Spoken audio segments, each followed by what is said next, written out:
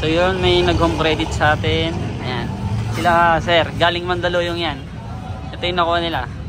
Pedal, speed 1 na ano, sniper. Tapos M6100 na upkit. Submit yung globes. Palin ako nila, ayan. 17,000. Yung down payment lang nila, 703 pesos lang yan. Lahat yan pwedeng i-home credit. Sir, baka may shoutout ka? Okay lang? Okay, thank you. At syempre nais kong pasalamat sa mga walk-in buyers natin na bumili ng mga crankset, sealant, tubeless rim tape, rim set, at syempre itong si Sir bumili ng frame. Yan, dito naman sa labas, pila-pila yung nagpabuo sa atin ng mga Pops Pro 1 hubs. Ayan o, Pops Pro 1 hubs na red, Pops Pro 1 na black. At syempre meron tayong nakasunod na mga built bike. Ayan.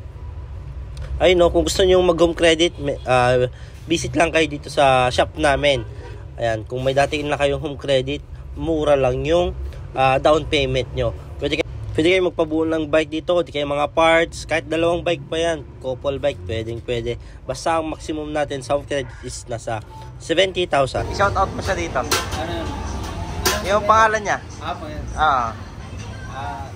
Wilder, shout out, Pops Pro. Yung pangalan ng anak mo, sir? Third. Third. Ayan. At ayun no, siyempre salamat sa mga nagpapapicture sa atin. Ayan, maraming salamat sa suporta. Pag pupunta sa dito, hinahanap nila ako para magpapicture. Kaya maraming salamat dahil sinasadya nyo pa dito sa Pops Bike Shop. Thank you. Mga nasa malalayong lugar naman na gusto magpakita ng suportas dito sa Pops Bike Shop at gusto mag-order, ayan, visit lang kayo dito sa mga legit account namin. Dito lang kayo pwedeng makipag-transact para legit at di kayo may scam. Visit lang kayo sa TikTok, Shopee, Lazada namin. Pops Bike Shop Official. Ayan, ito yung mga legit account namin. Jason Bike Parts. Bikers Need. Thank you mga Pops, mga kapadjak. Ayan, dito na kayo makipag-transact at mag-order. Thank you.